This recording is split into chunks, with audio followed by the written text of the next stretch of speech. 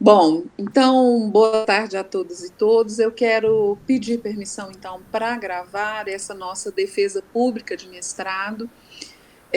Nós estamos hoje aqui reunidas e reunidos para a defesa da mestranda Nathalie Ginete Rojas Pinzon, do programa de pós-graduação em educação, visando a obtenção do título de mestre em educação.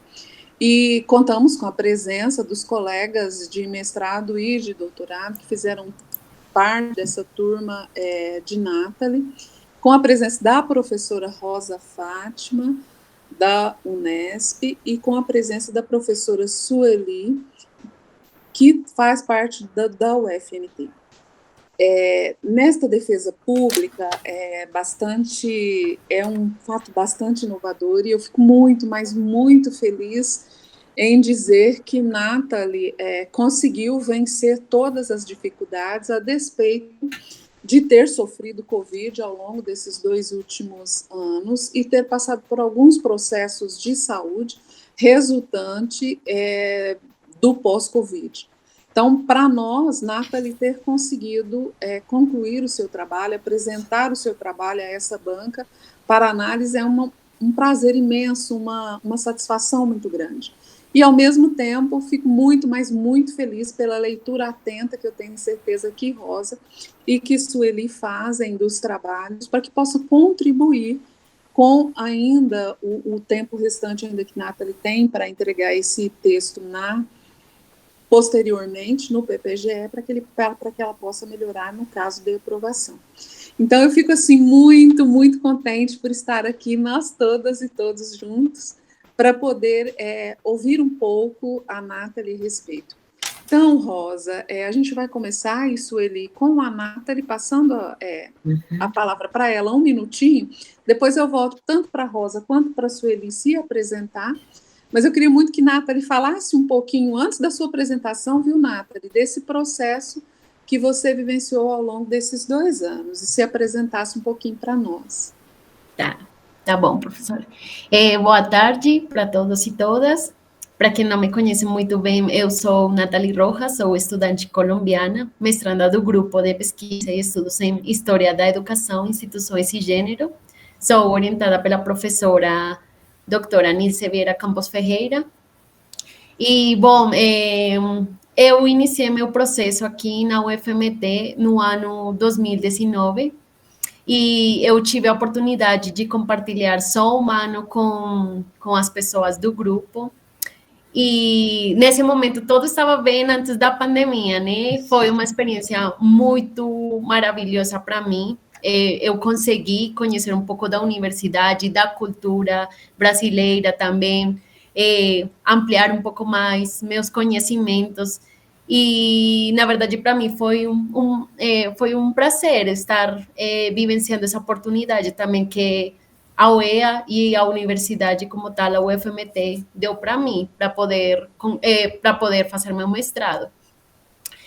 No segundo ano já a situação foi muito diferente, porque eu também fiquei doente pela Covid e o processo foi difícil, porque é diferente quando você está na aula e você tem como essa possibilidade de sentir o apoio, mas quando você é uma pessoa estrangeira. Então, eu tive muitas dificuldades também, como sentir estar sozinha, ficar na casa, não poder ficar na rua, ir na universidade. Foram coisas que, na verdade, foram muito difíceis para mim, mas eu agradeço ao equipe, a todos os companheiros aqui, porque de alguma outra forma fizeram que todo isso agora seja possível.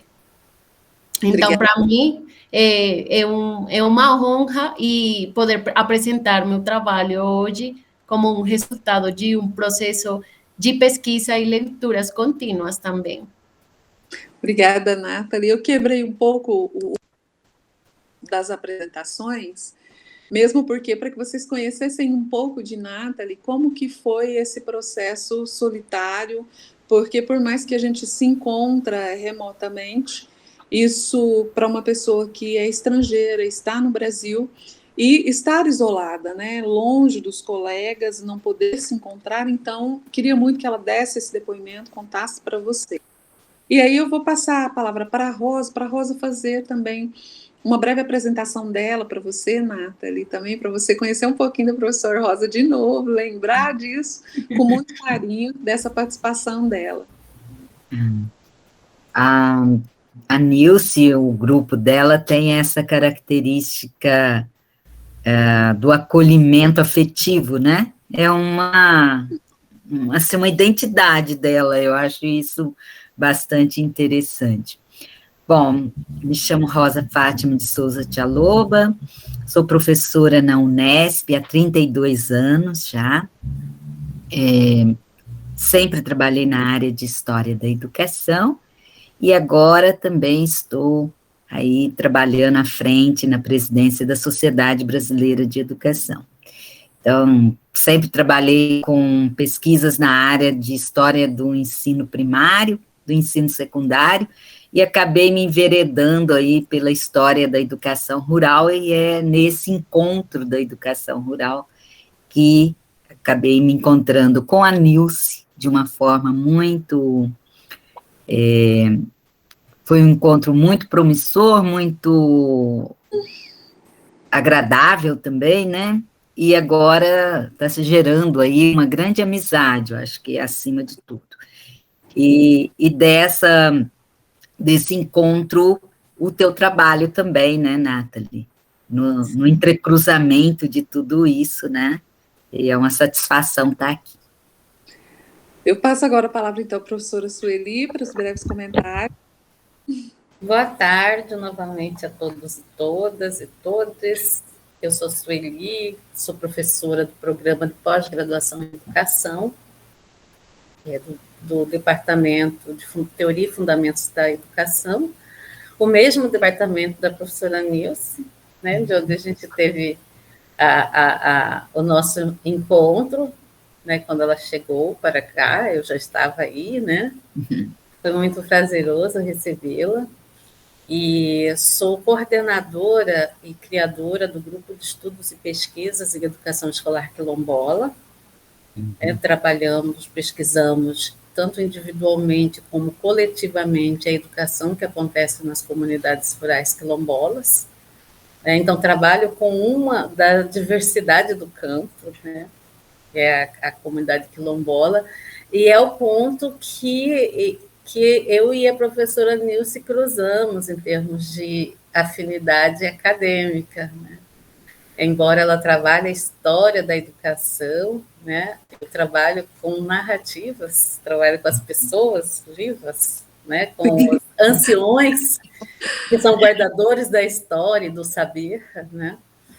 E trabalho com o presente mesmo, né? Com a etnografia, mas eu acho bastante interessante também essas leituras a partir de registro, documentos, né, como se faz por aqui, que é uma maneira de pesquisa que se soma, às vezes, à etnografia, né, não obrigatoriamente, mas quando é necessário. Né? Então, assim, são pontos de leituras e de inserção de campos diferentes, mas que prevêem também o registro, né? A gente faz o registro primeiro, às vezes, né? De onde depois o historiador vai partir. Então, é bem interessante isso, né? Então, a gente registra narrativas que nunca foram registradas, né? O objetivo é justamente isso. Registrar histórias negadas pelo material didático, pelos livros, né? As histórias que não foram contadas. Então, a nossa proposta é decolonial, é reescrever essa história, ou escrevê-la, registrá-la de forma escrita pela primeira vez. E aí, as pesquisas que a Nilce orienta, muito exitosamente, me coloca, assim, numa condição de total admiração, né?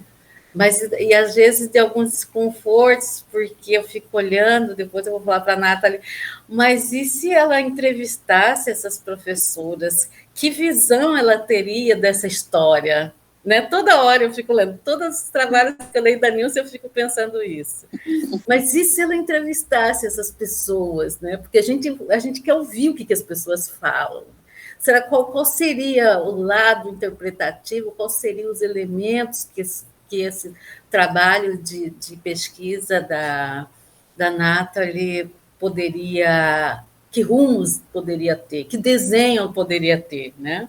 Mas é importante essa diferença, é importante essas duas dimensões de olhar, né?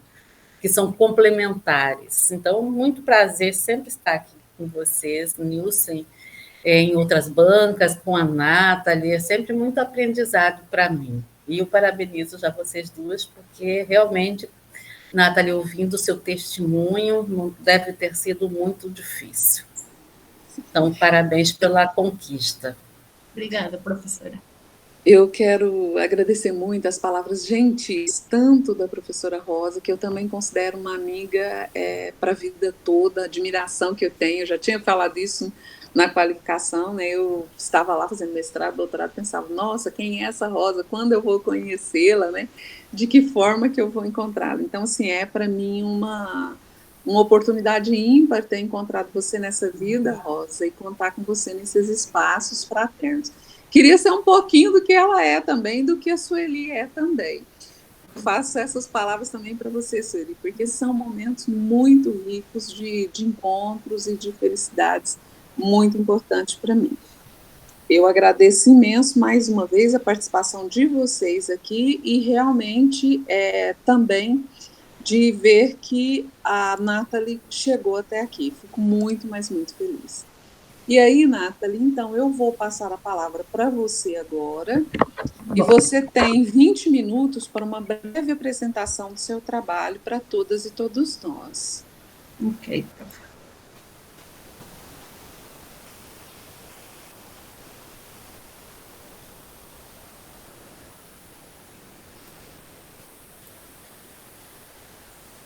Você pode colocar como apresentadora? Você está vendo essa setinha, Nathalie? Embaixo? Sim. Ela, essa setinha, apresentar agora. Clica. Vai abrir, vai aparecer a tela inteira, você clica na tela inteira, seu trabalho vai aparecer. Ah, sim.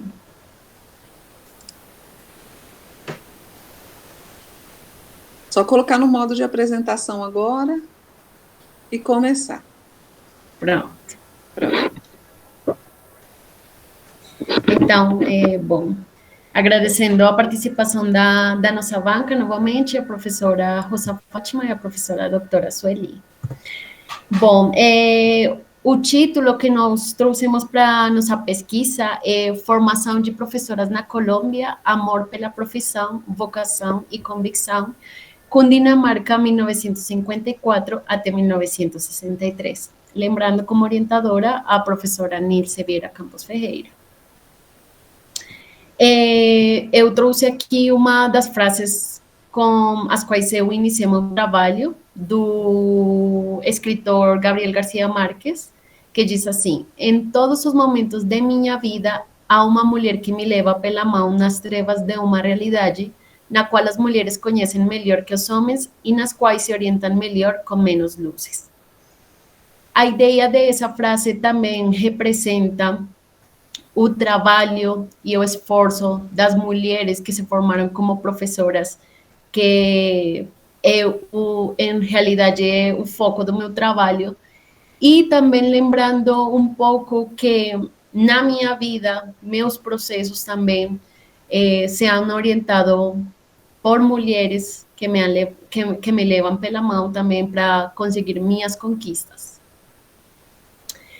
Na introdução, a introdução se compõe do meu processo como pesquisadora e os acercamentos que eu também tive desde minha formação como assistente social, que foi, de alguma maneira, com famílias e jovens do sector rural. Também aqui eu trago um pouco sobre o concurso que eu fiz como bolsista da OEA e da CAPES, na qual eu apresentei um trabalho sobre educação e foi escolhido pela professora doutora Nilce, com o qual ela sugeriu voltar à pesquisa para a história e formação de mulheres na Colômbia. Como eu sou da Colômbia e eu sou especificamente da capital, na qual o departamento é Cundinamarca, a pesquisa se voltou para a história de formação de mulheres nas escolas normais rurais da Cundinamarca e para a formação de professoras rurais. Outra das coisas pelas quais nós escolhemos Cundinamarca é porque no momento de estudo o departamento da Cundinamarca era o departamento com maior extensão rural na Colômbia também. Então, isso permitia fazer uma nova construção conceitual histórica sobre a educação na Colômbia, que também foi tema de debate por muitos anos no país. Nosso recorte temporal ele foi definido a partir de impactos gerados pelo período de violência, que também estão dentro de nosso período, que é 1954 até 1973. Iniciamos a pesquisa em 1954, quando o presidente da Colômbia estabeleceu a Oficina Sectoral de Planejamento Educativo. Essa oficina tinha como objetivo unificar a educação secundária em 2 ciclos e ela estava direcionada nas escolas normais rurais dos departamentos. Além disso, também, a Escola Normal Rural para Senhoritas Mariano Ospina Pérez era a instituição escolar formadora na Cundinamarca e ofertava cursos rurais com duração de 4 anos como única escola rural feminina do departamento. Nesse sentido, a pesquisa encerra-se em 1963, quando ocorreu a finalização de um processo contínuo de ordenamento das reformas das escolas que foram propostas pela Oficina de Planejamento de Educação e a formulação do primeiro Plano Quinquenal colombiano, que se realizou para estabelecer uma reorganização das escolas normais. Essa reorganização procedeu a partir do decreto número 1955 de 1963, o qual reorganiza as escolas normais rurais e nesse momento passam a ser nomeadas como escolas normais superiores. Com essa reorganização finaliza nosso período de estudo. O objetivo geral da nossa pesquisa é investigar as escolas normais rurais na Cundinamarca, Colômbia, bem como a formação ofertada para professoras rurais cundinamarquesas no período de 1954 a 1963. Como objetivos específicos temos o primeiro, registrar e trazer reflexões a respeito da organização das escolas normais rurais cundinamarquesas. O segundo, analisar como foram formadas professoras nas escolas normais rurais cundinamarquesas no período de 1954 até 1963. E o terceiro é identificar e estudar as transformações educacionais que contribuíram para formar professoras para atuar nas escolas rurais, bem como decretos e leis que foram promulgados neste período e que impactaram a educação rural na Cundinamarca, Colômbia. Na fundamentação teórica, nas questões metodológicas, nossa metodologia encontra fundamentos no movimento historiográfico que foi iniciado por Marc Bloch, Fernand Braudel e Lucien Febvre, com a publicação da revista Dos Anales no ano de 1929. Esse movimento trouxe novas possibilidades de análises em relação com as fontes documentais e bibliográficas, que são nossas fontes. E também como foi descrito por Peter Burke em 1997 e Le Goff em 1990. Para a fundamentação das nossas categorias em instituições escolares, a gente se fundamentou nos autores Paulo Nocella e Esther Buffa. Em relação com história da educação das mulheres e história de mulheres, temos as autoras Michelle Perrot, em 2007, Guacira López Louro, 1997, 2004 e 2015, e Jaén Soares de Almeida, 1998, entre outros.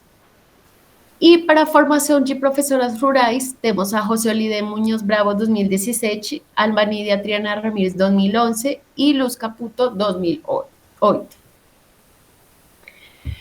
Como fontes de pesquisa, as primeiras fontes coletadas para nossa pesquisa eram as memórias dos ministros da Educação na Colômbia, que foram pesquisadas no Centro de Documentação Virtual de Memória na Educação e Pedagogia.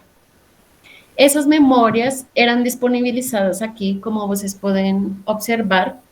Esse aqui é o centro virtual e tem um centro de documentação, um arquivo histórico e um museu pedagógico.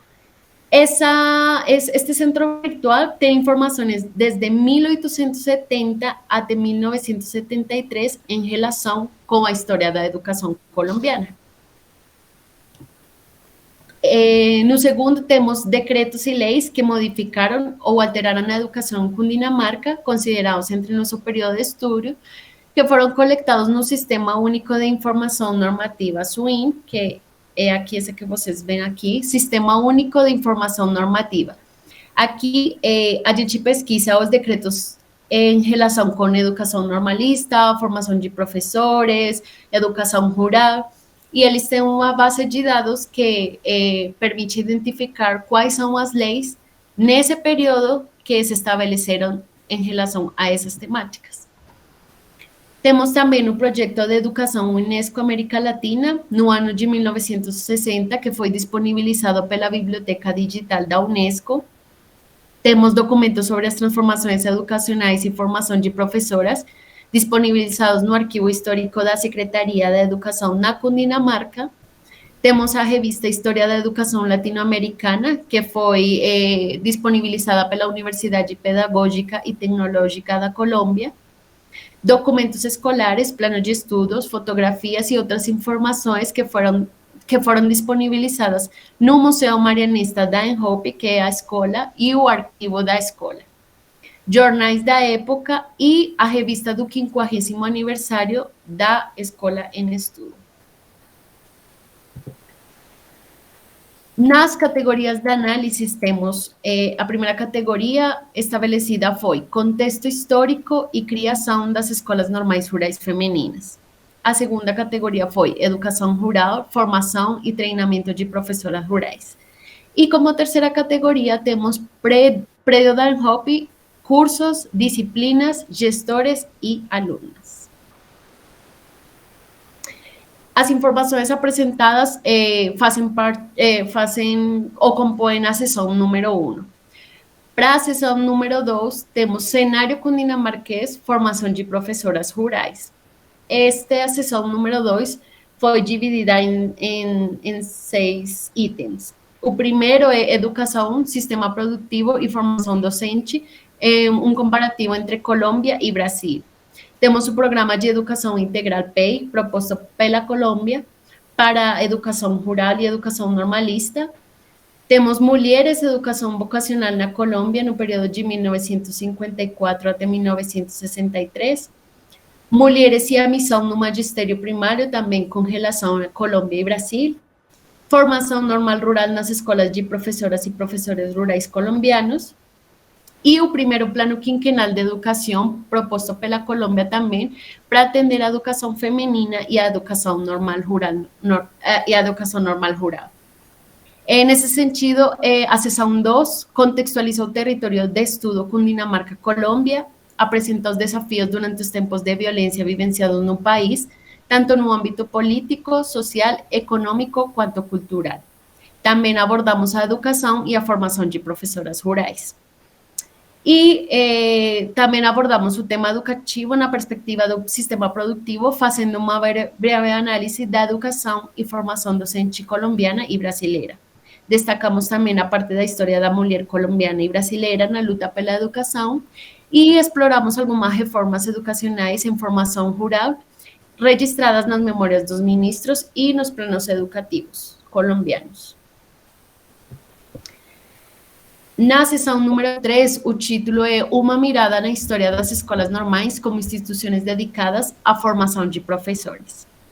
No primeiro item, escolas normais colombianas e a tríplice função, formação, treinamento e melhoria educacional, analisamos a organização das escolas normais rurais femininas na Colômbia desde seus inícios até nosso período de estudo, 1954 a 1963, com a ideia de fazer uma contextualização sobre como foram fundadas as escolas normais e quais eram os objetivos das escolas normais rurais da Colômbia.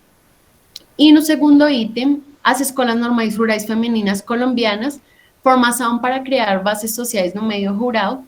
Ela compõe as leis e decretos promulgados que analisam a formação feminina e, a partir dos registros do Ministério de Educação, como foram pensadas essas escolas e os currículos que foram estabelecidos para a educação normalista.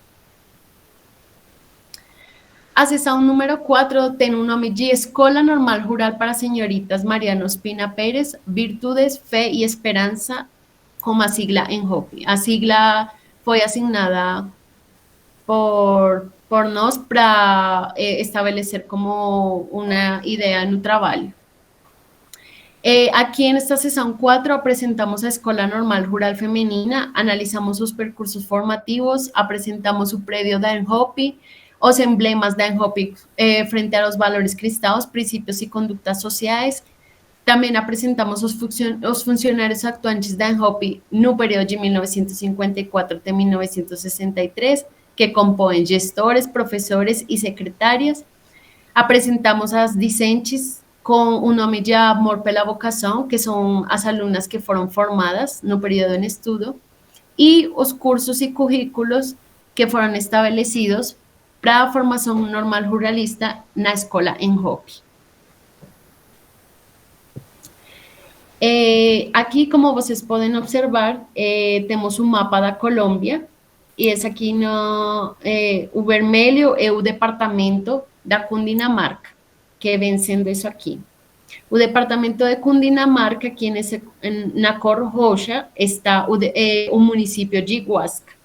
E o município de Huasca era onde estava a Escola Normal Rural Feminina, na qual estamos estudando. Como vocês podem observar, o departamento de Cundinamarca é bem grande, mas só tinha uma escola para formar professoras rurais nesse período de estudo. E aqui na direita podem observar a foto do prédio que foi sede da ENJOPI, com uma vista no interior da escola.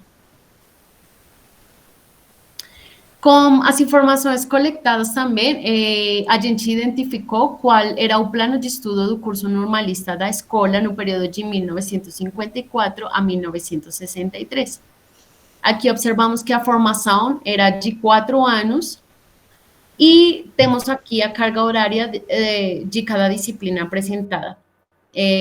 As alunas tinham disciplinas de matemática, geometria, química, física, espanhol e caligrafia, religião e história sagrada, história pátria, ciências naturais, geografia, educação desportiva, agricultura, trabalhos manuais, culinária, música e prática pedagógica na escola. Dentro das informações, encontramos que a prática pedagógica era administrada nas escolas anexas das escolas normais rurais. E a prática pedagógica era ofertada no 4º ano e era especificamente para fazer a prática. As estudantes não tinham outras disciplinas. Também aqui ressaltamos o tema da religião e história sagrada, porque a escola formava as mulheres em temas de missão e vocação.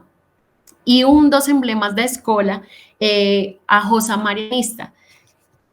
Nós encontramos que a rosa marianista também representava esse modelo marianista que está relacionado com a imagem da mulher como a Virgem Maria, como representada pela Virgem Maria.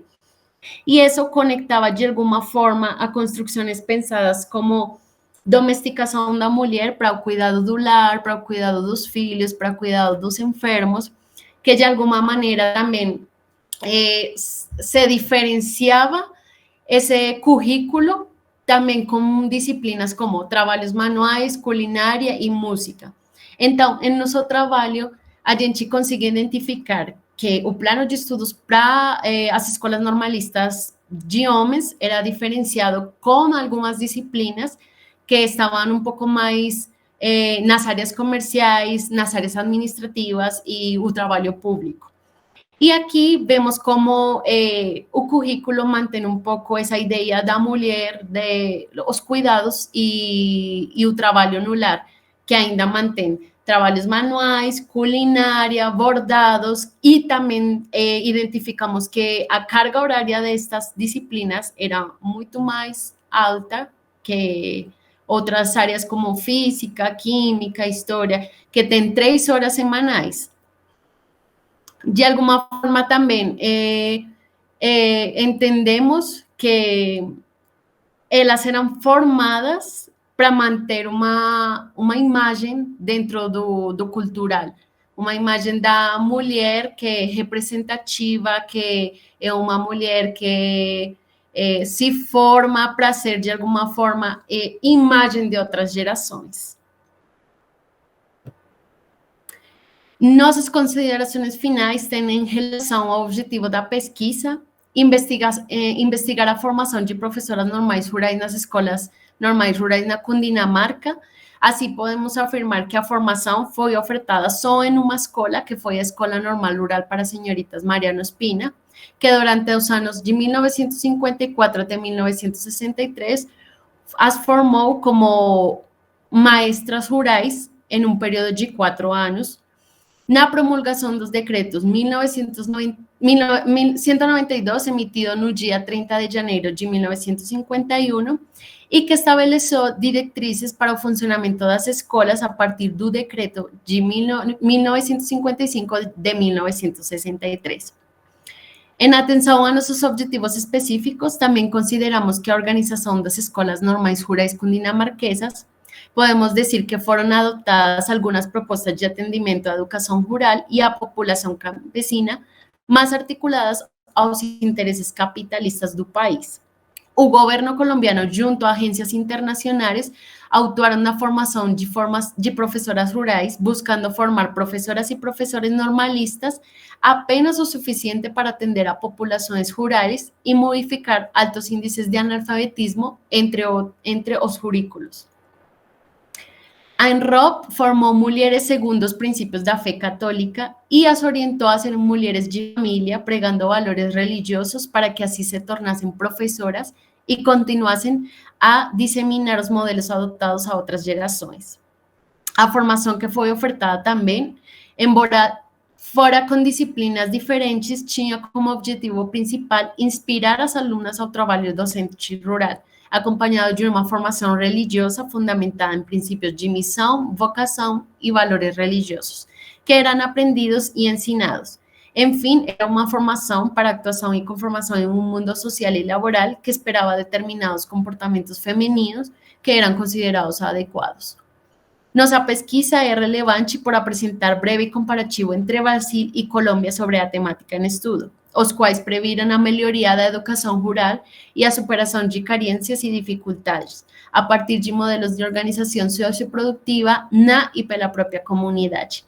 Nós também trazemos o estudo comparativo de Brasil e Colômbia, tendo em conta que meu estudo foi feito no Brasil, e para mim era também importante poder identificar como era vista a educação brasileira e como era vista a educação colombiana. Se tinham diferenças, se tinha alguns, se Colômbia tinha mais avanços que Brasil, ou Brasil tinha mais avanços que Colômbia, para de alguma maneira também identificar um pouco a realidade da Colômbia.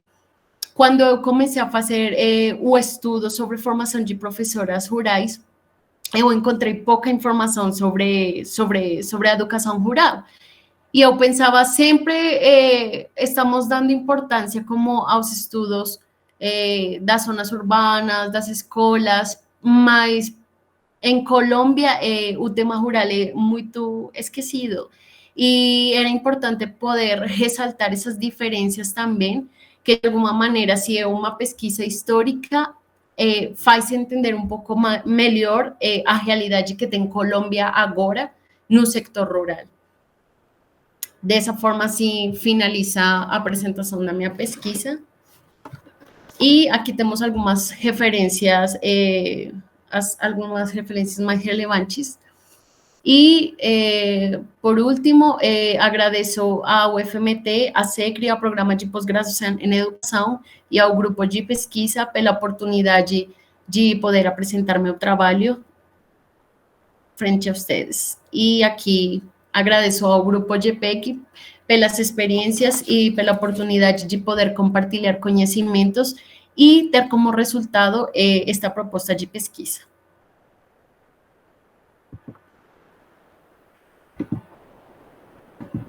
Muito obrigada, Nathalie, pela sua apresentação, eu agradeço, e assim, para que a gente não tome mais tempo, eu já vou passar diretamente a palavra para a professora Rosa, como é de costume, que ela é a nossa convidada de uma outra universidade com quem temos a honra de dialogar hoje.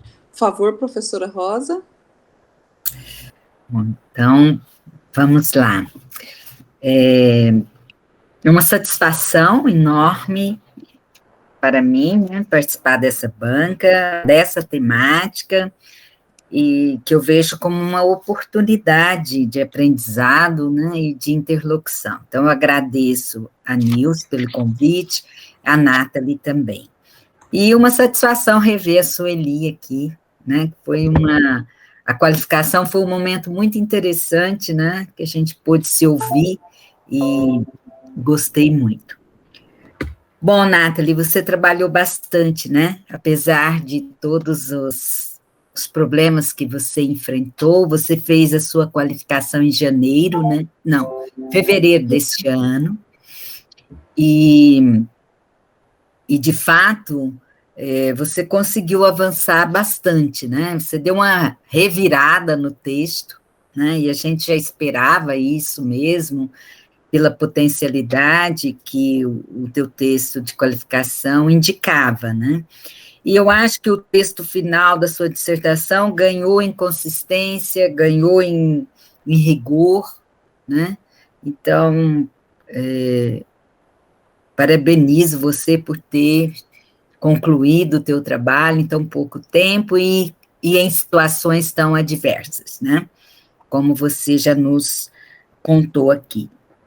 Eu volto a afirmar, nessa defesa, o quanto foi desafiador, certamente, para você sair de uma outra área, né, e abraçar a história da educação, num outro país, em uma outra língua, né, que a gente acha que parece, mas não parece. É assim, né?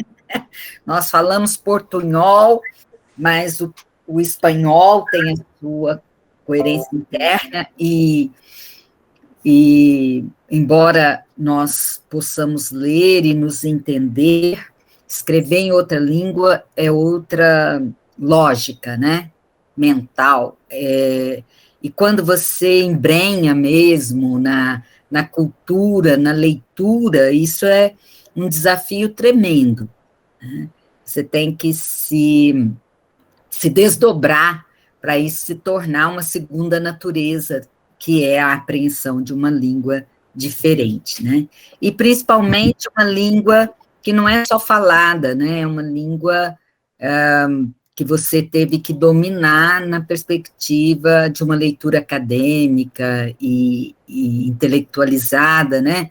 Então, isso também te traz uma outra dificuldade que eu acho que você teve que vencer, fora tudo mais da vida pessoal, da saudade, né, e do isolamento, de tudo que a pandemia também nos provocou. Também gostaria de dizer o quanto é relevante a questão dos intercâmbios, né, e o quanto isso está ameaçado nesse momento que nós estamos vivendo no Brasil. Então, a sua vinda, os acordos que a CAPES mantinha, né, estão todos paralisados, meio que paralisados, né, e estamos todos, assim, aguardando num espaço, um passo de espera, que eu gostaria que não fosse só em 2022, que fosse já, né, para acabar com esse inferno que virou a nossa vida, com esse governo que nós temos agora. Então, é terrível tudo que nós estamos vivendo, não só com a pandemia, mas um momento político brasileiro, que põe em risco coisas conquistas muito importantes, né, como essa da internacionalização, desse intercâmbio dos nossos alunos, do ganho que significa, e certamente significou para o grupo de pesquisa de vocês, a tua presença, né, porque é no confronto das culturas que a gente consegue traduzir melhor, né, o que é realmente a tolerância, né, a solidariedade, a pluralidade, né, a gente precisa confrontar com o outro, para, de fato, isso, e vivenciar esse outro, para que a gente possa, de fato, compreender essas categorias, esses conceitos, e apreendê-los de uma forma que se torne parte da gente mesmo, né? Então, acho que você ter vindo, você ter convivido, essas trocas foram importantes, tanto para você, mas certamente também para o programa no qual você se inseriu, né? Ainda nessa introdução, né, acho que é muito legal essa perspectiva de gênero, né, que também ficou mais clara, né. Gente, está acabando a minha bateria, vocês desculpem. Eu não caí, que é comum agora a gente cair, mas a bateria está ficando.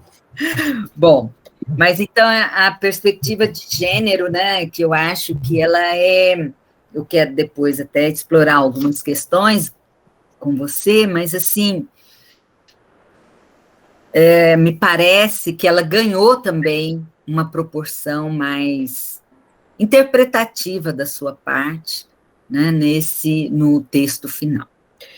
Bom, acho que a estrutura ficou muito melhor agora, né, faz muito mais sentido. É muito interessante o seu capítulo 2, o cenário com dinamarquês, né, que foi uma questão que a gente tinha levantado, auxilia muito o leitor a entender o contexto, né.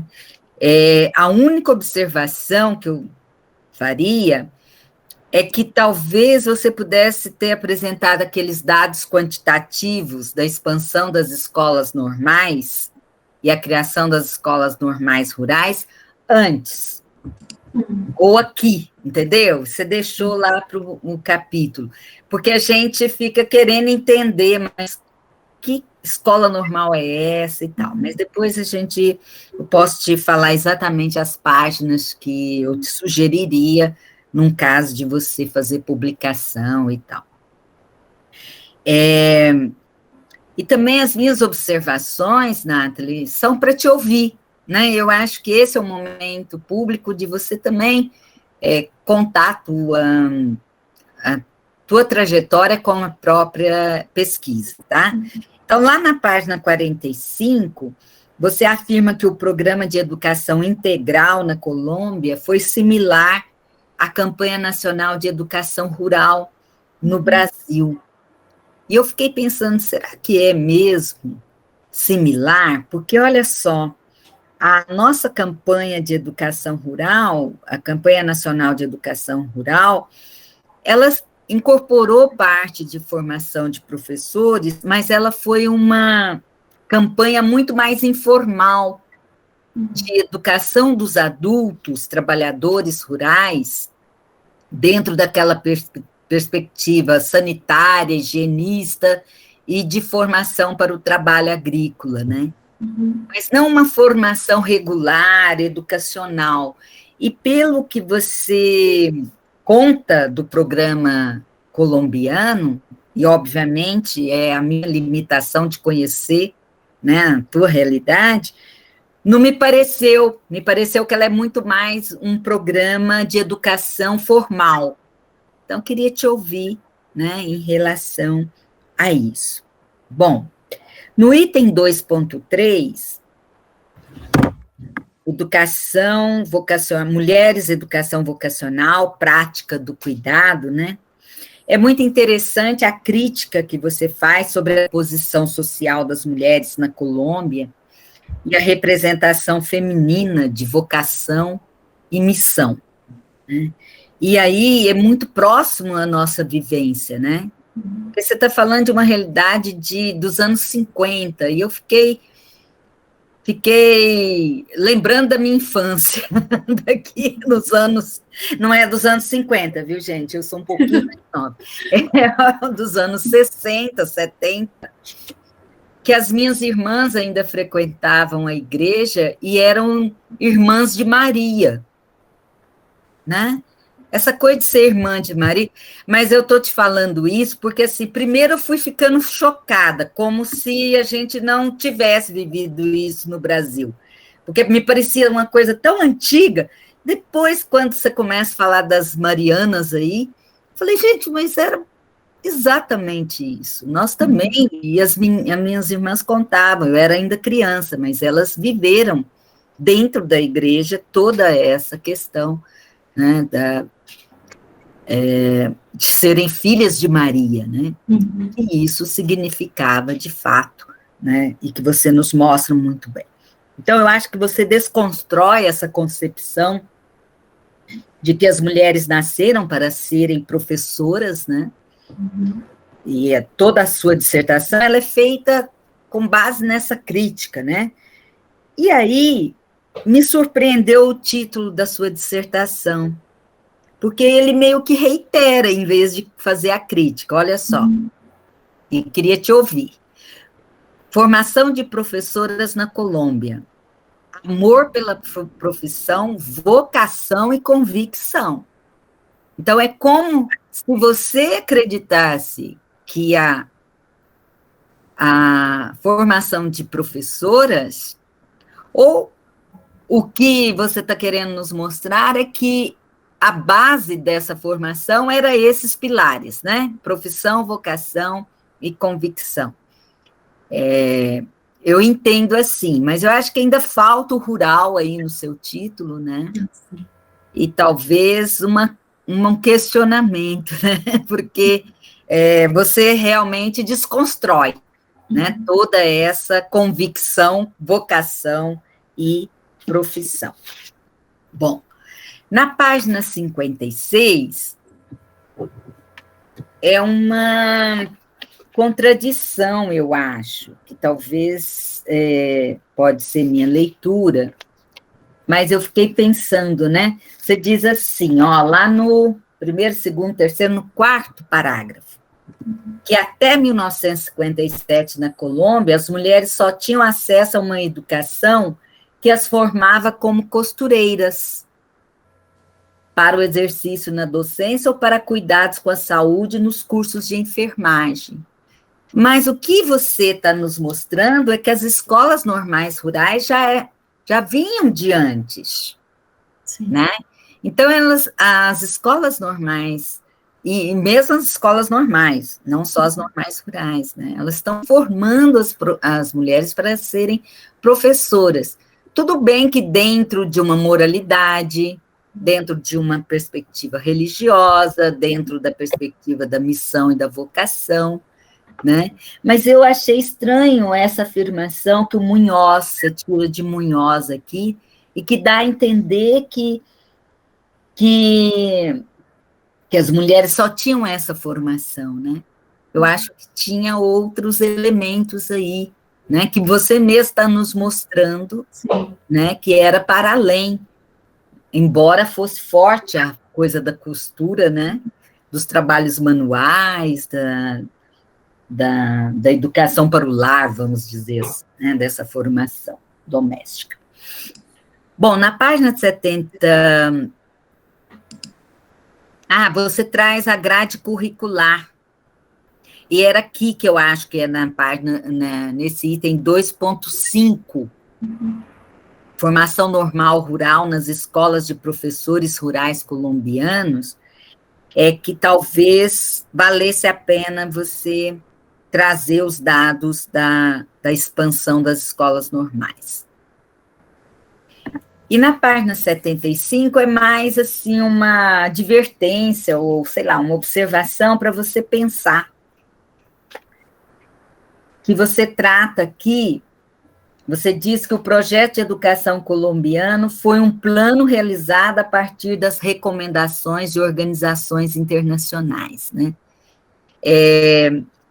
Há toda uma discussão aí, quem está estudando perspectivas transnacionais e tudo, estudando a Unesco, principalmente, né, as recomendações da Unesco e tal, dessa diferença entre o prescrito, né, e o realizado, tá?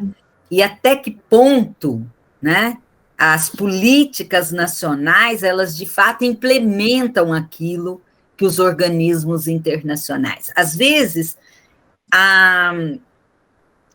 se insere como uma referência, sabe? Uma referência geral, mas não é exatamente a mesma, né, perspectiva ou a forma como a prescrição está estabelecida. Então, é mais para te chamar a atenção sobre isso. Às vezes a gente faz essa relação muito forte entre o que os organismos internacionais sugerem e a adoção que os países, né, uma problemática forte em relação de entender, na tentativa de entender a recepção dessas políticas mais gerais, né, e da atuação desses organismos internacionais. Bom, achei muito interessante o seu quadro 9, que deve estar aí na página, não sei exatamente qual mais a página, mas eu gostei porque você traz os... Você achou aí? 70 e poucos, né? Você traz os números para a gente. Aqui, está na página 81. E o que mostra esse seu quadro? Que também tem a ver um pouco com o Brasil. Eu somei aqui as escolas normais rurais do seu país. Ao todo, 42 escolas normais rurais. Até a data aqui que você nos coloca, 1954. Dessas, então, tinha 42 rurais e 58 não rurais, né?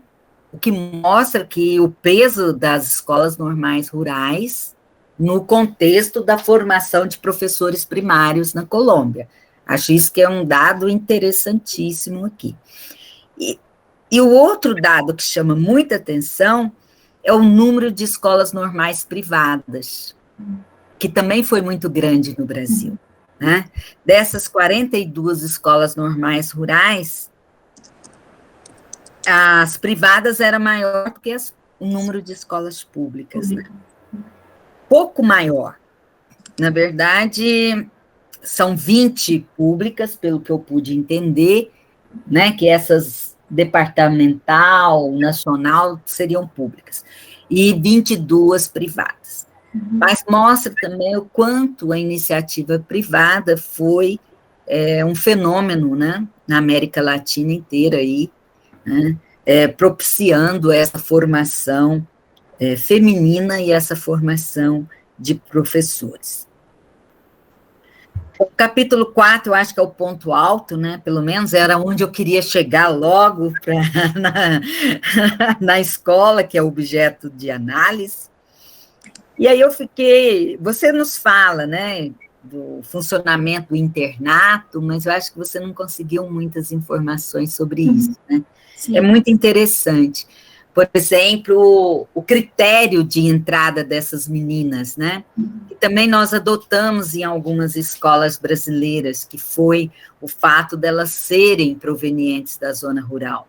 Isso é um dado bem interessante, porque era a tentativa de fixar essa professora na zona rural, de prepará-la e fixá-la lá, Porque sendo da própria comunidade, ela teria mais condições. E você faz o questionamento que a gente fica também querendo saber, e que, obviamente, você não diz porque não encontrou dados, né? Se elas realmente foram atuar no meio rural. Sim. Mas eu fiquei interessada em saber onde ficava a localização da escola. Né? Ela está no meio rural, ou muito próximo do meio rural, entre o rural e o urbano, né? Queria te ouvir aí, se você conhece o local, se você teve condições de entender essa localização da escola. E se havia área para a prática de atividades agrícolas, né? Porque você nos mostra o prédio, a construção, né? Dá alguns indícios disso, né? Mas como a atividade agrícola está muito presente no currículo, pelo menos pelo que você nos mostra, eu fiquei imaginando, né? Onde era que havia prática de atividade agrícola naquele edifício, ou nas proximidades do edifício. Bom, já falei dessa relação marianista, que eu achei muito interessante.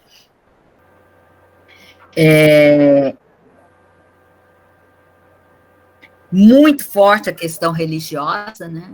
Que você nos mostra aí.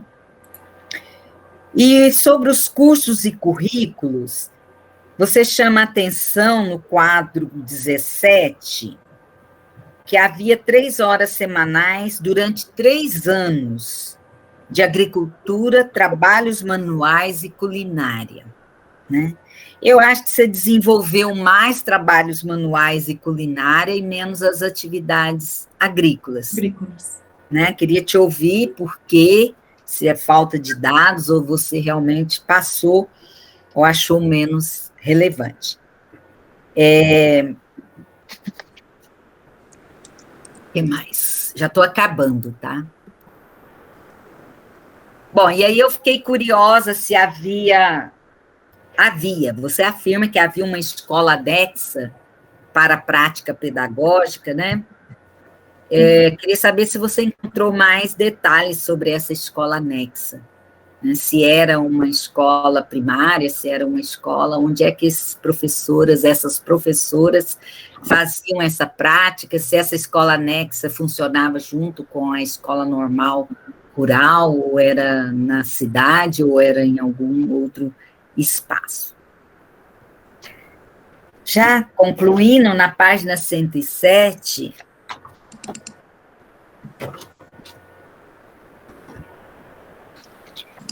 é a sua afirmação, talvez um pouco dogmática, né? Sim, Nathalie. Ao contemplarmos essas disciplinas, identificamos que a Enrope foi uma escola que sabia o que e como ensinar.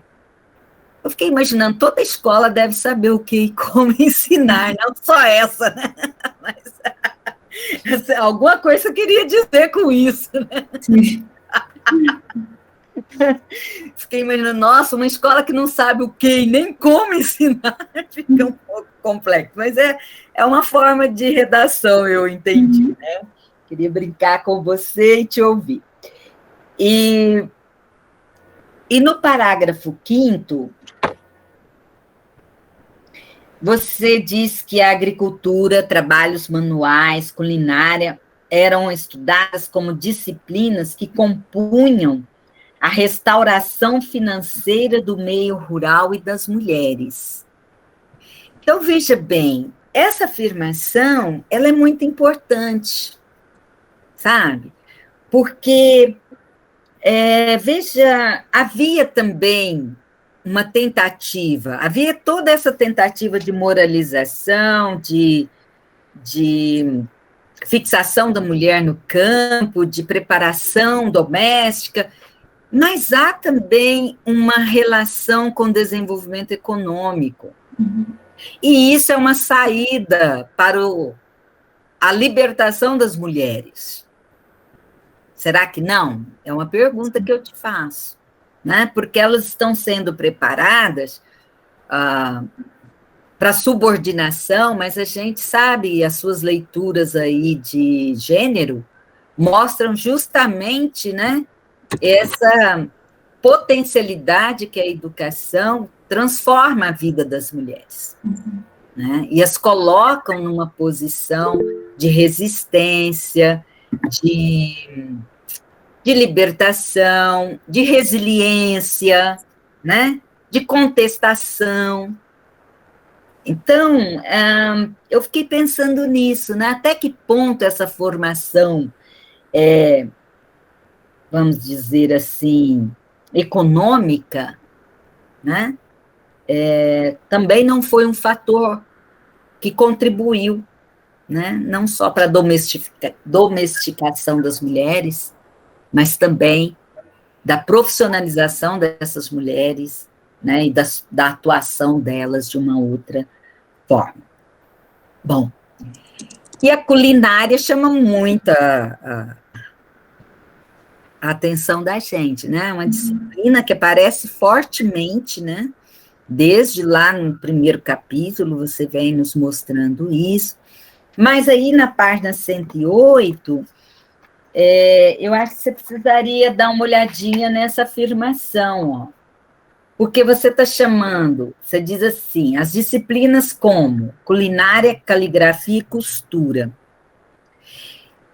A culinária aparece como disciplina na sua grade, tá? Estou considerando só o que você nos mostrou. Mas a caligrafia, ela está junto com o espanhol, né? Então, ela faz parte aí do ensino da língua. E a costura, ela não está como disciplina, ela é um conteúdo de trabalhos manuais. Então, está chamando de disciplina, mas elas não são, de fato, né, disciplinas. Não precisaria fazer essa diferença. E isso tem a ver com uma professora de currículo. Eu adoro currículo, então essas coisas me interessam muito, tá? É um pouco uma impertinência da minha parte.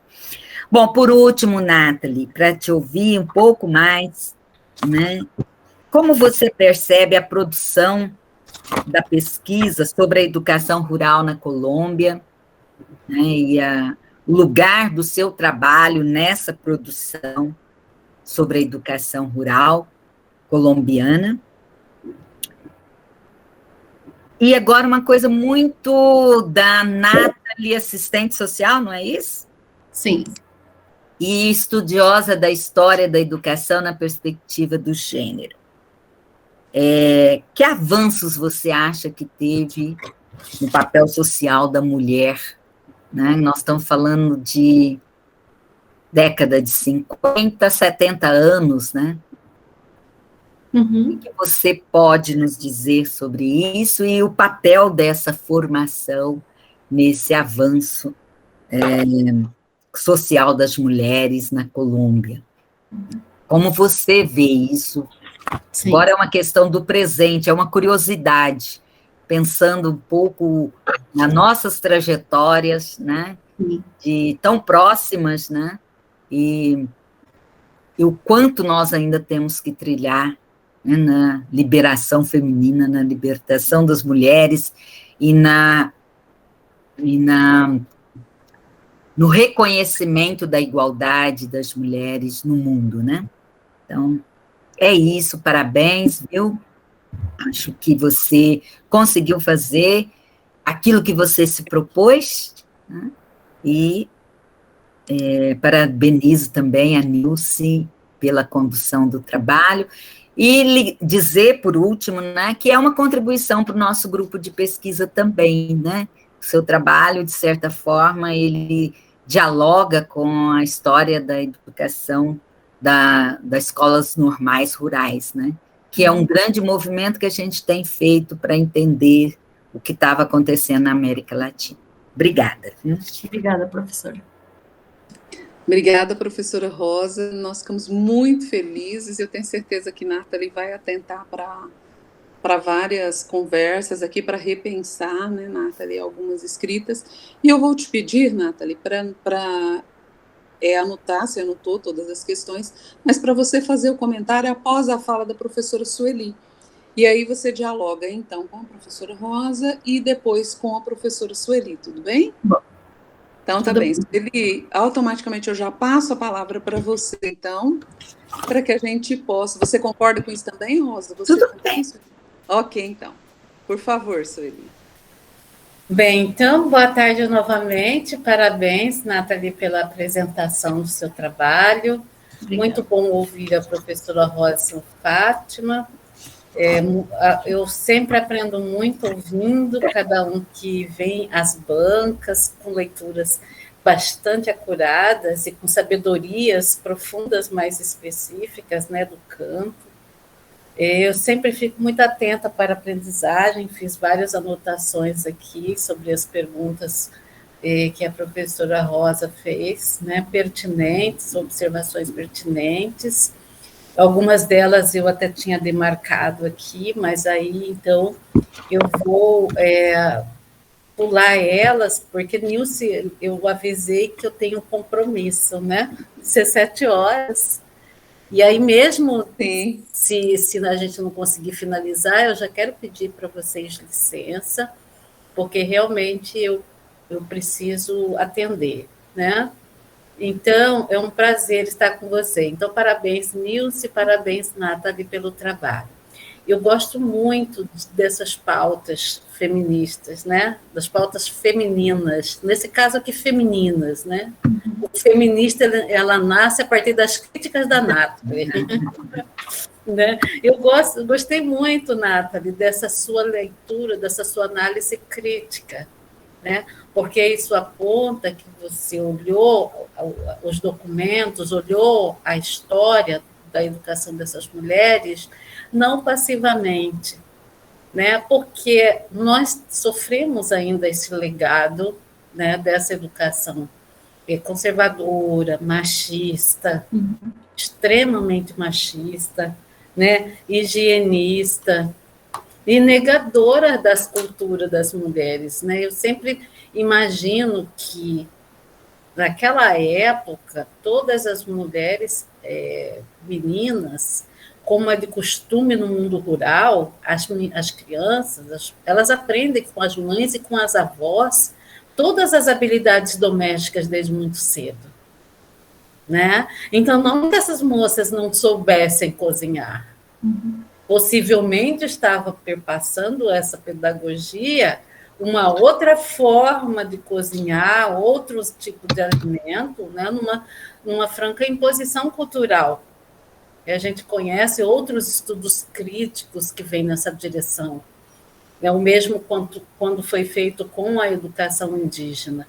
Então, a negação, não que elas não soubessem cozinhar, ou que elas não soubessem, assim, dominassem as higienes básicas corporais, mas o que estava sendo imposto aí é uma outra forma de cozinhar, outras receitas colonialistas, colonizadoras, né? O que estava se colocando aí eram outras regras e normas de higiene, a partir de um olhar etnocêntrico, que minha forma de higiene é melhor que a sua, é a mais correta, a forma como eu cozinho, como tempero é a correta, a sua não é, né? A forma como eu costuro, como eu me visto é melhor, então a minha não é. Então, é uma educação mesmo com uma imposição cultural, né? Como diz, como denuncia os autores das teorias críticas do currículo. É uma imposição de um certo tipo de educação, de um certo tipo de formação, e negação, né, às culturas autóctones, né, às culturas das pessoas que vivem o seu processo cultural de cozinhar, de vestir, de se higienizar, né, etc. E aí a gente sabe que os autores da educação, da teoria da educação e do currículo, falam dessa imposição cultural como regra nesse período. E eu achei muito importante que você também teceu suas críticas, mas eu pensei que será que não seria, não agregaria os seus argumentos a essas observações vindo do campo do currículo crítico? né, quando fala sobre a imposição cultural por meio do currículo, quando fala desses elementos mesmo machistas, né, de que o lugar da mulher é onde quiser, né, onde é ali na costura, e não onde ela quiser, né. E aí Paulo Freire também vai dialogar com esse tipo de educação, né? Ele vai fazer o contradiscurso. Eu acho que o Paulo Freire ele rompe no Brasil com essa tradição, apresentando essas críticas, essa domesticação na educação, esse caráter higienista, etnocêntrica, machista, racista, negadora das culturas, fazendo um movimento contrário, né? Que as pessoas primeiro eduquem para a liberdade, ou seja, para atuar onde quiser, né? Se elas quiserem permanecer no campo, que permaneçam, mas se elas quiserem vir para a cidade, que venham, se elas quiserem procurar emprego em outros centros, que elas vão, né? Então, o lugar dela é onde ela quiser, e a educação tem que ser uma prática de liberdade e tem que formar para a autonomia, justamente para que elas ocupem o lugar onde elas desejarem. Então, a sua dimensão crítica dessa forma de educação eu achei muito boa, mas sobre o diálogo com o currículo, com a história da educação por meio do currículo, né, que o Antônio Flávio Moreira tem uma obra muito importante sobre a história da educação, a história do currículo no Brasil, onde ele vai mostrar a educação desde essa época, 30, 20, 40, 50, 60, 70, buscando dizer sobre as transformações, né? Mas aí uma das questões que eu vejo no seu trabalho, que também me põe muito para pensar, é o quanto desses elementos ainda permanecem vivos na educação de hoje, né? Por exemplo, quando a gente vai para comunidades rurais, a gente vê muito desses elementos. A educação continua sendo uma tarefa da mulher. Nós temos escolas aqui que não tem nenhum homem no rural, né, em quilombos, que não tem um único homem no quadro docente. Temos 2 escolas que têm 2 homens no quadro docente, que são os professores de educação física. Então, as escolas rurais do Mato Grosso, que a gente permeia, né, por forma de pesquisa, ainda continua feminino. E são mulheres que lutam bravamente para manter essas escolas, sendo responsáveis por tudo a respeito da escola, né? Mas que estão num franco movimento de rebeldia, tentando mesmo mudar essa concepção, né, de currículo prescrito, antigo, discriminatório, né, e vem fazendo muita diferença na educação desses interiores. Então, o seu trabalho ele é de uma riqueza enorme, porque expande a forma como a gente pode compreender a educação nesses 2 países hoje, não só o que foi, como foi, mas como é hoje, né? De onde vêm esses resquícios conservadores que ainda permanecem na educação. Essa coisa de prendas, né? Eu lembro, minha irmã mais velha tinha essa disciplina. A minha mãe até que gostou, porque ela bordou vários guardanapos para usar em casa, né? Com outras técnicas, como eu vou repetir, não que as meninas não soubessem. Uhum. As meninas rurais, elas acompanham as mães e as avós em todas as atividades desde muito cedo. Então, normalmente, o que as mães dominam, as crianças, as pequenas, meninas e meninos, também dominam. Em sociedades tradicionais, essa transmissão oral do saber, ela faz parte de um processo educador. Então, o trabalho ela é um processo educador. Então, as comunidades assumem essa tarefa de educar. É muito vergonhoso uma menina que chega aos 8 anos de idade que não domine, né, o mínimo das tarefas domésticas, né? As famílias não aceitam. Isso é extremamente feio. É como se a mãe não se importasse com a educação dos filhos, fosse desleixada. Então, o que se aprendia nas escolas era outro jeito de bordar, outro jeito de pintar, outro jeito de cozinhar, outro jeito de higienizar. né? E, assim, estudar a história da formação das mulheres, das professoras, né, tanto rural, tanto do Brasil como da Colômbia, né, eu penso ser um investimento muito importante, porque você também dá relevância à história da mulher brasileira, tem essa outra dimensão. Né? Olha por que a gente já passou, né? E por que muitas mulheres professoras ainda passam nos rincões do Brasil, né? Existe uma parte do Brasil em que essas histórias ficaram congeladas, principalmente quando a educação formal, por meio das secretarias, ainda não chegou em termos de assistência, informação e atualização. Então, mostra, né, o papel fundamental delas no desenvolvimento sociocultural, na importância que ela tem para a economia desses territórios, né, para o avanço na educação e escolarização desse povo, né, o papel dela ali como alguém que vá promover a sua comunidade, a sua região, o seu estado. Então, assim, de fato, as mulheres têm assumido esse papel nos interiores do Brasil. E pelo que você traz aqui da Colômbia, não é diferente. Quando se pensa, mas a ruralidade não é uma terra de trabalho bruto? Bem, mas não necessitaria do homem? Necessitaria. Mas os homens não param por lá. Eu não sei o que ocorre, eu sempre falo que a gente nunca termina todas as dimensões que as nossas pesquisas provocam, né, trazem, né? Essa é uma dimensão que a gente tem pensado muito. O que acontece é que os homens, eles são uma representação simbólica, né? Por exemplo, nas ruralidades que a gente conhece, que é o quilombo. Ele não é essa representação em termos de materialização de processos. Ele não é o mantenedor da família, né?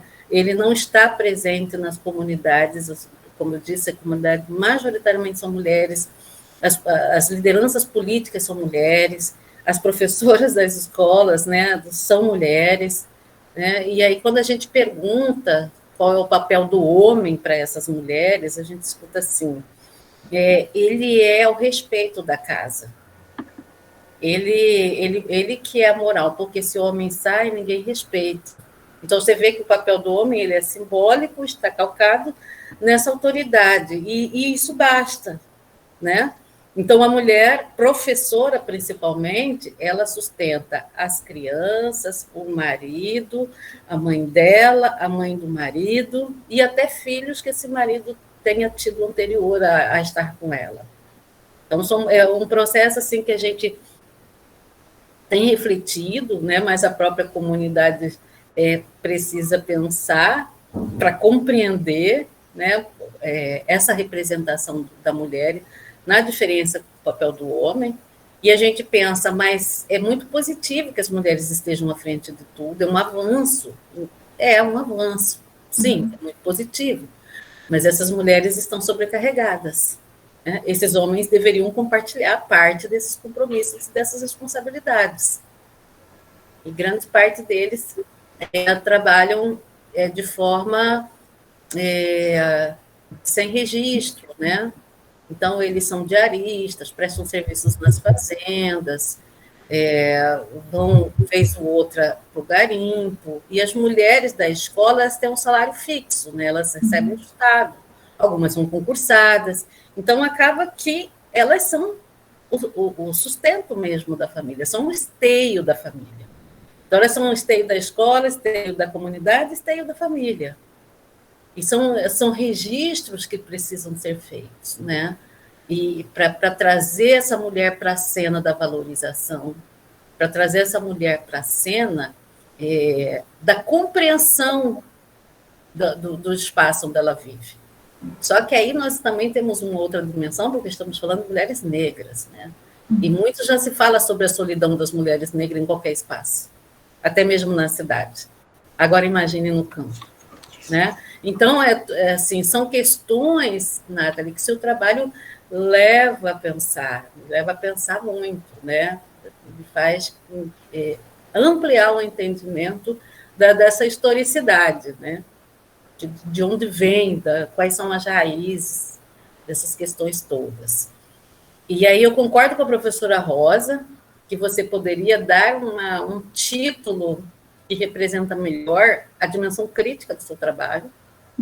Ela está muito conformista, né, com essa educação dos primórdios, machista, etnocêntrica, higienista, impositiva, excludente, né, que você bem analisa e critica.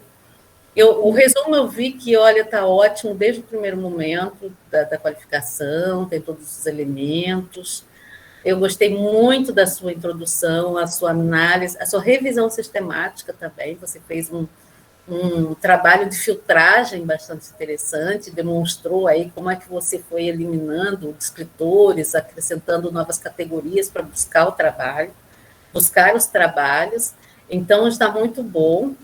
A parte metodológica está resumida, mas diz tudo que você tudo que você fez, né? E eu gostei muito de uma frase que você trouxe de um autor, parece que é o Ferreira, que ele disse assim: a engenhosidade do historiador lhe permite produzir seu mel se lhe faltarem as flores usuais. Que lindo isso! Né? Isso significa que as pesquisas, né, na história ou em qualquer outra área da educação, ela permite o pesquisador forjar meios, né? Como o Geertz fala, né? Nossas pesquisas são bricolagens, são colagens, são colchas de retalho, né? Porque exige aí um manejo na arte de pesquisar. Exige aí uma série de processos que nem sempre estão nos manuais. E você fez assim um trabalho em todas essas condições de restrição de acesso a materiais, e eu acho que você usou bem essa engenhosidade, né? Gostei disso. Aí, a sessão 2, a formação dos professores rurais, eu gostei dessa sessão. Acho que você trouxe uma leitura histórica importante, de modo que a gente conheça, né, os movimentos políticos da época. Você entrelaça isso com a crítica, né, às desigualdades educacionais rurais. Você também faz denúncia às propostas conservadoras de currículo, de educação. Eu gostei muito dessa parte, né? E aí fica também aqui as observações que a professora Rosa já fez, e eu fiquei muito pensando sobre aquilo que eu falei inicialmente. Quando a gente parte dos documentos, você conhece a versão do discurso oficial, né? Você conhece o que o discurso oficial falava a respeito de como deveria ser a educação e o currículo, mas, de fato, você não acessa o que aconteceu. Né? A gente sabe que entre um documento escrito e entre o que acontece de fato no chão da escola, uma distância quilométrica. Né? Nem sempre tudo que é pensado é realizado e nem tudo que é realizado tal como está escrito. Aí eu comecei a pensar, né? Porque essas professoras, se elas estudaram nessa década de 50, elas estão vivas. Né? Você não ficou com curiosidade, assim, de conversar com elas? Não, é isso aí, você vai me responder depois, tá? Você não ficou com curiosidade de saber como era, como acontecia, de fato, essa educação nessas escolas, nesses espaços, né? Por exemplo, algo que eu fico muito curiosa para saber é a classe social dela, né? Porque no rural sempre houve a burguesia, sempre houve o proletariado rural. Então, eu sei que o proletariado rural não tinha acesso a essas escolas, porque você traz aqui em algum momento que havia, que a escola precisava, ela pedia contribuições, era isso? Ela não era paga, mas tinha, as famílias, de alguma forma, tinham que contribuir com alguma coisa, né?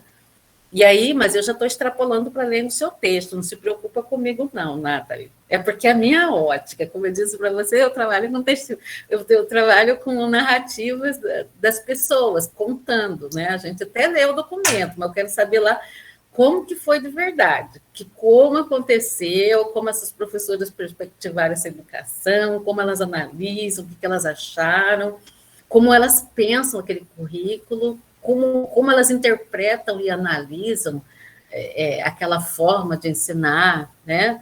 O próprio conteúdo, carga horária, né? E conteúdos mesmo. Mas são questões, assim, mais minhas que suas, assim, sabe? Eu só estou falando das minhas curiosidades, né? Se eu fosse você, não ia me aguentar. Eu ia procurar uma professora dessa só para saber. Nem que, não, nem que não fosse aqui na tese, né, na dissertação, mas para saber o que elas pagavam. Tinham pretos lá, cadê as fotografias, Nathalie? Você não encontrou nenhuma turma? Tinham professoras pretas lá, tinham professoras indígenas, eram só brancas, qual a classe social delas, né? Qual a percepção delas, né? Então, meu pensamento voa aí. Mas aí você não se preocupa com eles, tá? Porque é uma questão minha, né? E aí, indo mais para frente, a Organização das Escolas Rurais Femininas colombianas, né? Você também traz aqui algumas revisões históricas. Nossa, você se tornou uma verdadeira historiadora, é uma das coisas que eu queria te falar, né? Você levou muito a sério, né? Você traz essas nuances históricas a todo momento, que não é uma crítica, tá? Eu vejo assim como um investimento que você fez de leituras, porque você veio de outra área. Então, você fez muito investimento, e você transpassa isso no seu texto, que às vezes dá a impressão que você é, de fato, uma historiadora.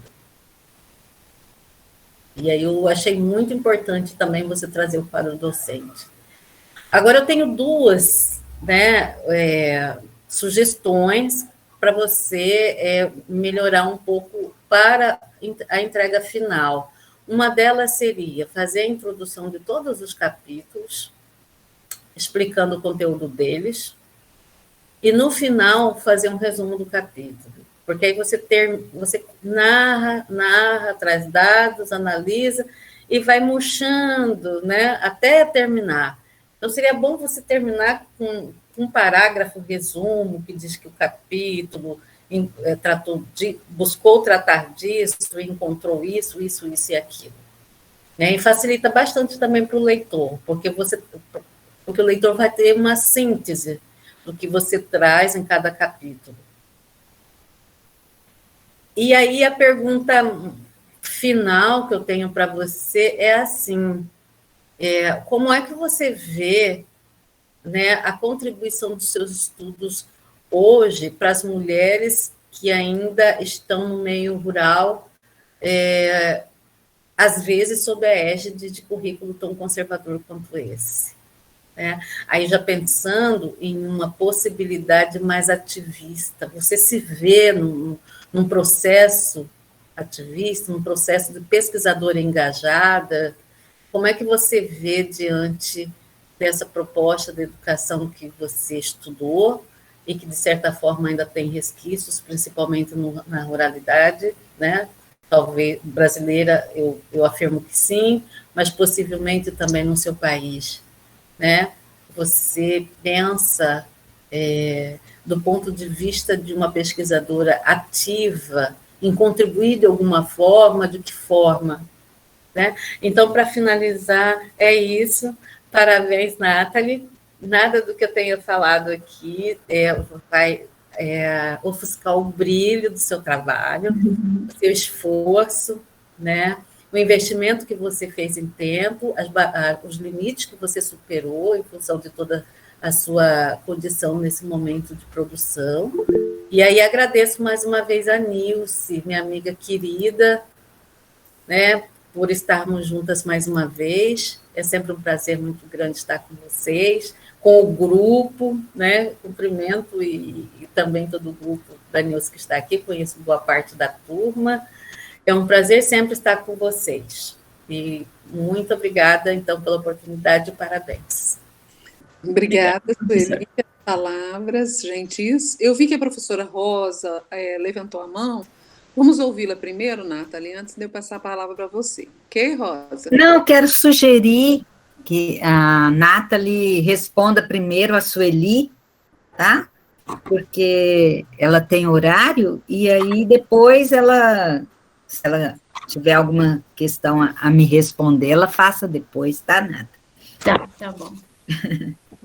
Então, Nathalie, eu passo a palavra a você para que você faça seus comentários.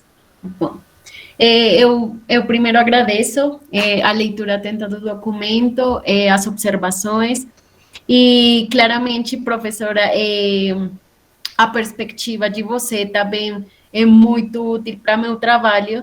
E vou responder aí uma pergunta de vocês duas, que é em relação com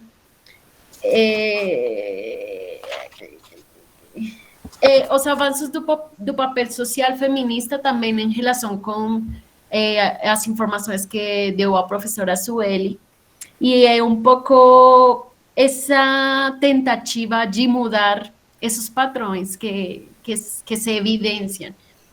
Quando eu comecei a fazer o trabalho, se vem de um período de 1954 até 1963, eu consigo evidenciar que há um pequeno avanço nas possibilidades que tem a mulher de acceder à educação. Mas quando a professora pensa assim, também desde minha profissão como assistente social, eu penso assim, tem transformações, mas ainda temos mulheres indígenas, como falava a professora, ainda temos mulheres quilombolas, temos transgênero, e faz pensar, se bem a mulher já tem um avanço para estudar, ainda as possibilidades são muito reduzidas, porque ainda temos discriminação, e falando não só de tema educativo, sino do social também. É um pouco como olhar essas perspectivas, onde a mulher ainda continua com a luta. Isso não foi que ela conseguiu acceder à educação e pronto, já estou. Porque ainda vemos que temos muitas coisas que não permitem essa igualdade entre os homens e as mulheres. E isso também faz parte eu acho que, do como existem políticas públicas que muitas vezes, como vocês falam, estão escritas, mas a gente não leva ao campo. Não serve ter muitas políticas públicas em educação, ter políticas públicas para mulheres, ter políticas públicas em temas de gênero, se ainda não são aplicadas para os países, se realmente o governo, se realmente as instituições não atuam como devem atuar para atender essas desigualdades que são evidentes ainda. E com relação a como eu vejo a contribuição dos meus estudos com o currículo também, como eu falei, para mim esta pesquisa é muito importante, porque quando eu estava pesquisando na base de dados sobre informação, sobre pesquisa sobre educação rural, na verdade eu encontrei 2, 3 pesquisas, foi muito, e os artigos que falam disso são dos mesmos autores. Então, eu falava 3 autores falando de educação rural na Colômbia durante muitos anos. Para mim era algo como, não, era necessário colocar essas informações em um trabalho dedicado também para as mulheres, para esse caminho de convertir-se em professoras rurais, e de transformar o território também, de trazer umas novas perspectivas. Então, para mim, é um trabalho que realmente eu gostaria que muitas pessoas leiam, que muitas pessoas se apropriem, que muitas instituições conheçam um pouco mais dessa história. E quando a professora Sueli fala que eu tenho coisas de historiadora, não é por mim, é porque a professora Nilce falava assim, eu colocava 1954 e eu já estava em 1957. E a professora falava, uai, 1954, 1957, o que aconteceu? Que informações você tem? E eu compreendi que eu não podia deixar um humano sem falar, porque eu tenho que interpretar o que aconteceu nesse ano, se tiveram transformações, se as escolas mudaram o currículo, se as estudantes ainda recebiam as mesmas disciplinas, se os professores recebiam pagos, qualquer coisa que era informação importante para continuar com minha pesquisa. Então, na verdade, eu acho que, por isso, desde o começo, vocês viram que minha pesquisa era de 1950 até 1970, e eu reduzi o recorte temporário, porque preferia colocar essas informações e esses dados pontuais para ter uma leitura muito mais clara do que aconteceu nesse tempo com essa escola. Então, isso seria respondendo às perguntas da professora Sueli, e claramente eu acho pertinente fazer uma introdução dos capítulos e também fechar os resumos, porque, sim, muitas vezes as pessoas como leitoras, e eu também gosto de ter um pouco esse resumo ao final do texto, para entender do que se estava falando, porque muitas vezes a gente interpreta, dá para interpretação. Então, é melhor deixar como esses apontamentos bem claros, assim, em cada capítulo. Em relação com a professora Rosa, quando eu falei da campanha nacional... Nathalie, desculpe, antes de você responder a professora Rosa, Nilce, eu posso me despedir e já emitir meu parecer? Pode, com certeza. Então, desculpe, gente, por ter que deixar vocês, mas o meu parecer para a Nathalie é aprovada, com certeza. E aí, depois, então, a Nilce vai me passar a ata e aí a gente faz a assinatura. E aí, então, agradeço mais uma vez a oportunidade de ouvir a professora Rosa, de ter aprendido, o prazer de ler o trabalho da Nathalie e ouvir a exposição e a resposta, o prazer de estar com Nilce, minha querida. Despeço, então, e de todos que estão acompanhando, né, que tenham uma boa continuidade de trabalho. Obrigada. Prazer te reencontrar, Sueli. Tudo de bom. Obrigada, querida. Tá. Muito obrigada. Tchau. Tchau, tchau, Su. Prazer imenso. Por favor, Nathalie, continue.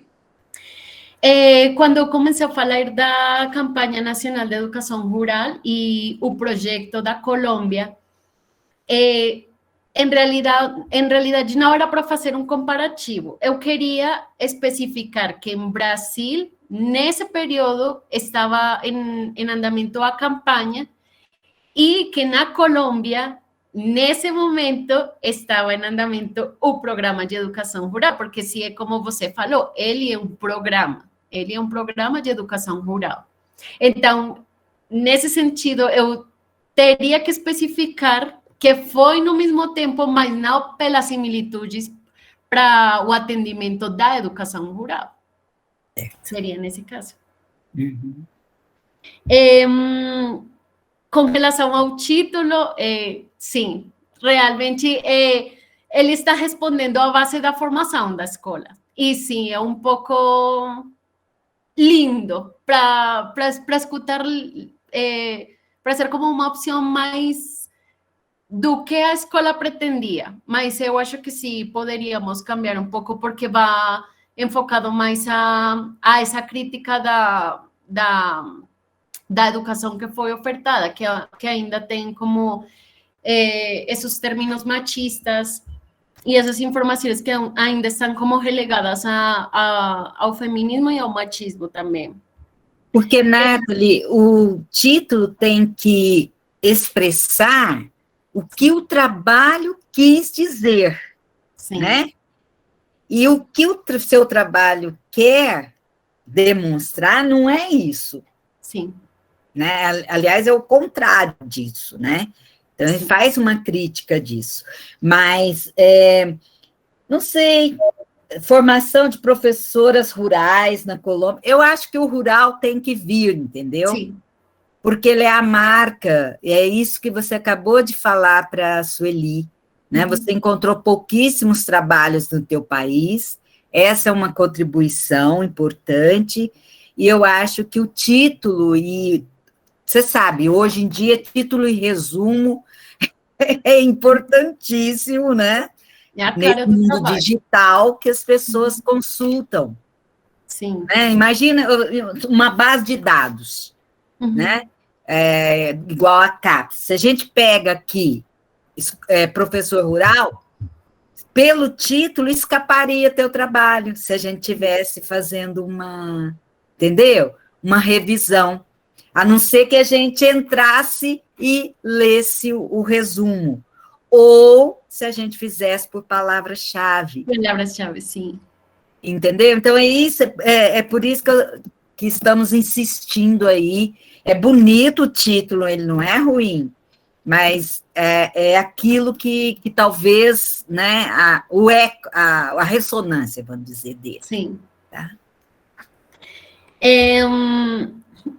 Também respondendo aos organismos internacionais que você falou, quando a gente coloca no projeto, eu acho que tem que ser especificado no trabalho que coisas do projeto foram feitas também, porque eu acho que isso ainda não está muito claro. Está o projeto, mas não está especificado o que foi feito na Colômbia, especificamente nas escolas normais rurais. Quando você pergunta sobre as disciplinas culinárias e agrícolas, porque eu comento um pouco mais as disciplinas culinárias. E, em realidade,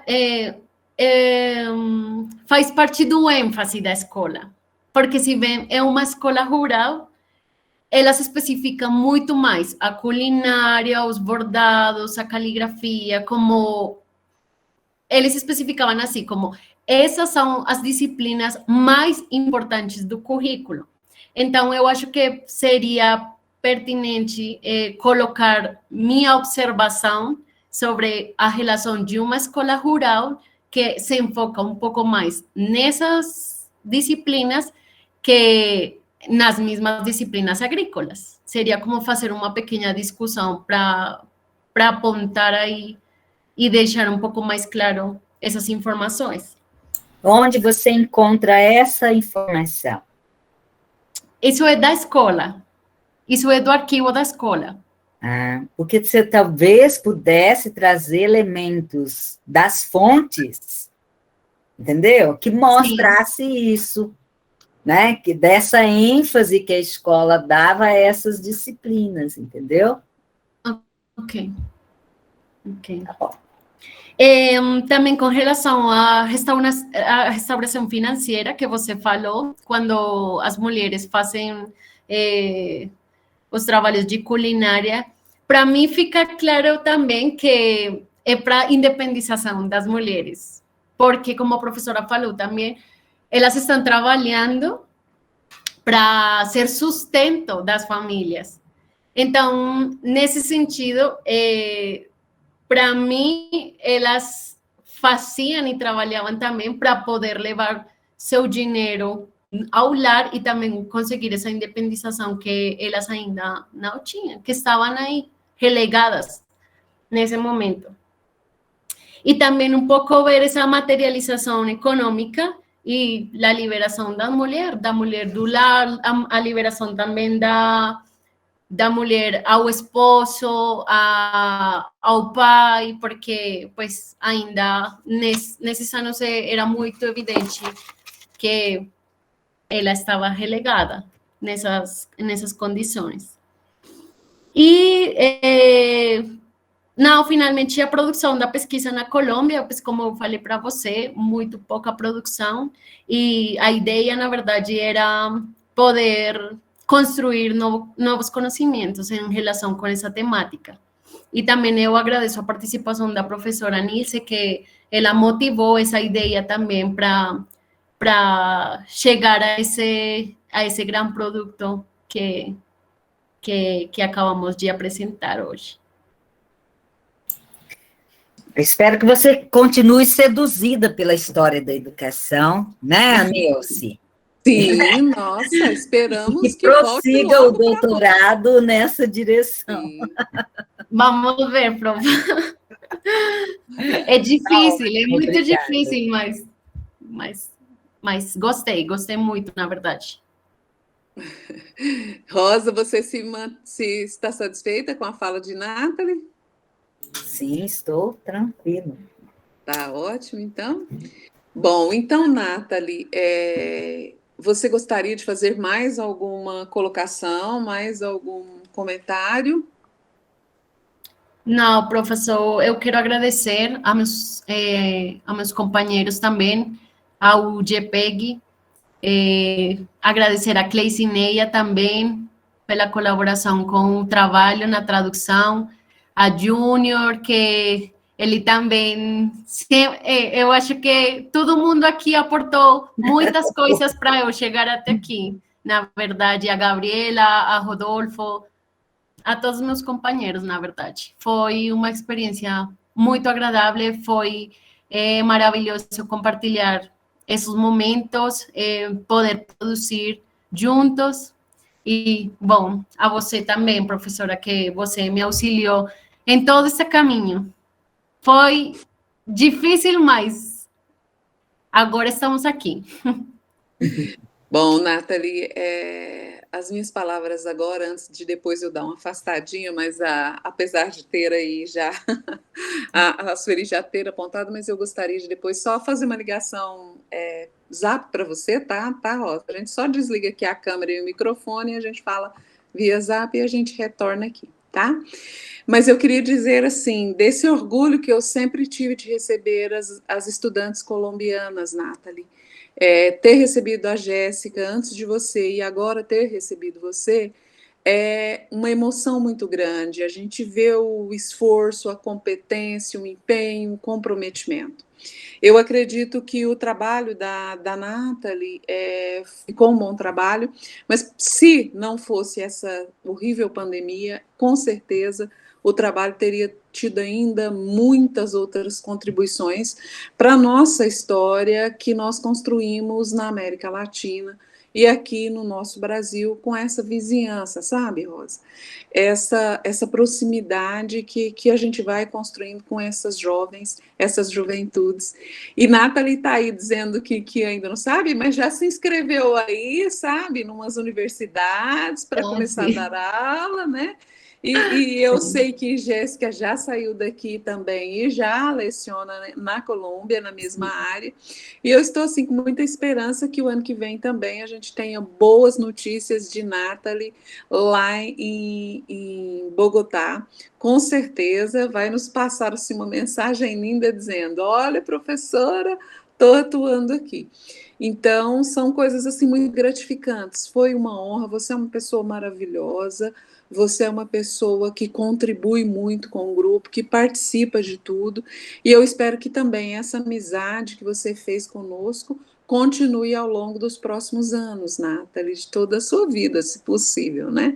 Esse grupo tem pessoas maravilhosas, pessoas que somam, que participam, e você é mais uma estrela que brilha aqui entre nós, então eu acho que isso é significativo demais para todos nós, tá?